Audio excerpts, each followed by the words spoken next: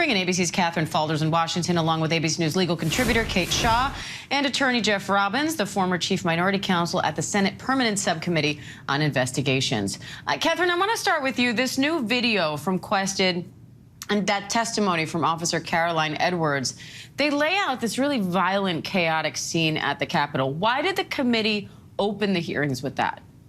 Yeah, and I will say the committee has been saying that they wanted to connect the dots of what happened on that day. They opened with that because, look, we've seen a lot of footage from January 6th, and there was a question about what they could possibly show that was new, but it was striking footage to watch. I will say I was in the hearing room last night when this was played, and you could hear a pen drop. There were members of Congress in the back in the public seats crying.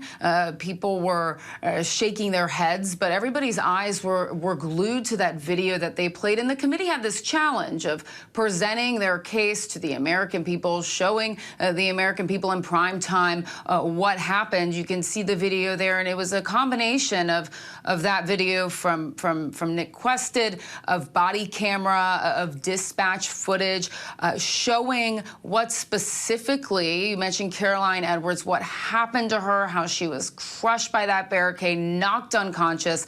It really put a voice to the footage. And also along with Nick Quested, who's the documentary filmmaker who was embedded with these groups, who was learning about them to share his stories as well. We'll see more of this footage as the hearings go on. Now, Jeff, how effective do you think day one of these hearings was? I mean, it's rare that much anticipated congressional hearings even meet expectations, let alone exceed them. And I think you have to say that these hearings exceeded them. At least the first 2 hours from last night exceeded them. I mean, history will always remembers the famous line from the Army McCarthy hearings of almost 70 years ago, when the counsel for the Army confronted Senator Joe McCarthy with this line, "At long last, sir, have you no decency?" And what an impact that had then, and how much history remembers that moment. Well, it does seem to me that Vice Chair Cheney's line about defending the indefensible, and that there'll come a day when Donald Trump is gone, but your dishonor will remain, is one of those historic lines that everyone will remember, and for good reason. Now, the committee says, Kate, that former President Trump was well aware of the violence as it developed, but failed to do anything to stop it. Let's listen to that moment. Not only did President Trump refuse to tell the mob to leave the Capitol, he placed no call to any element of the United States government to instruct that the Capitol be defended. He did not call his Secretary of Defense on January 6th. He did not talk to his Attorney General. He did not talk to the Department of Homeland Security. President Trump gave no order to deploy the National Guard that day, and he made no effort to work with the Department of Justice to coordinate and deploy law enforcement assets. So, Kate, could the former president be charged just for failing to act to protect the Capitol? Well, Diane, as you know, these hearings are not criminal proceedings, right? There is a big question about whether the committee will make a criminal referral to the Department of Justice. They may or they may not, but even if they do, that's not binding. Whether to bring any kind of charges really lies squarely within the discretion of Attorney General Merrick Garland and his team. And yet, certainly what we began to see last night and what we will see in the remaining hearings could create momentum and public pressure, right? This committee has been working for a year. It has interviewed 1,000 witnesses, some of whom we heard clips from last night. It has reviewed tens of thousands of pages of documents. And we heard reference to a lot of that evidence, including from Congresswoman Cheney. But of course, we haven't yet heard from many of those witnesses or specifically seen the documents. So there's a lot to develop. And at the end of the day, it may be that there is an overwhelming amount of evidence that seems to implicate directly, criminally, former President Trump. And we should say that, failure to protect the Capitol Capitol, I think, would be a difficult thing to charge criminally, but criminal conspiracy to obstruct the proceedings of Congress, right, the final certification of the vote for Joe Biden, that is a conceivable criminal charge. The one federal judge to really have looked, not in a criminal case, this is a civil case involving Trump lawyer John Eastman, but to have looked at a lot of this evidence, basically said it was more likely than not that Trump and Eastman engaged in a criminal conspiracy. Again, that was a civil case.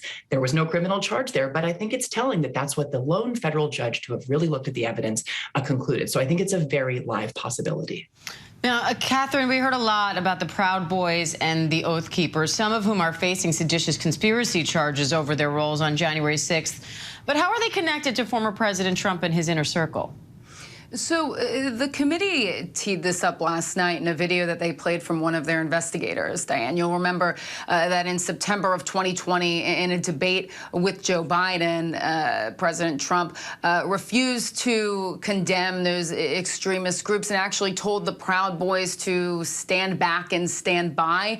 They had a Proud Boy in videotape deposition last night, essentially saying that after Trump made that comment, that the membership of the group increased exponentially. So they're trying to show this pattern of not only rhetoric, but also show that given that members of these groups, the Oath Keepers and the Proud Boys, have been charged, some members, with seditious conspiracy, they are saying, the committee is trying to outline that they were actually, some members of these groups, in touch with Trump's inner circle, whether that be inside the White House, aides inside the White House, or on the outside.